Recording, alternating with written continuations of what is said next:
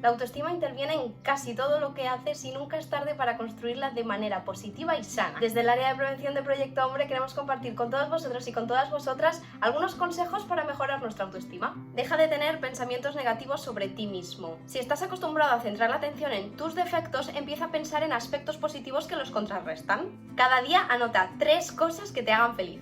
Ponte como objetivo el logro en vez de la perfección. En muchas ocasiones esta búsqueda de la perfección nos paraliza. Y en lugar de frenarte con pensamientos como no voy a la playa hasta que pierda 5 kilos, piensa en las cosas que te hacen disfrutar y ve a por ellas. Considera los errores como oportunidades de aprendizaje. Acepta que los cometerás porque todo el mundo los comete, porque los errores forman parte del aprendizaje. Prueba cosas nuevas, experimenta con diferentes actividades que te pongan en contacto con tus aptitudes. Luego siéntete orgulloso de las nuevas habilidades que has adquirido.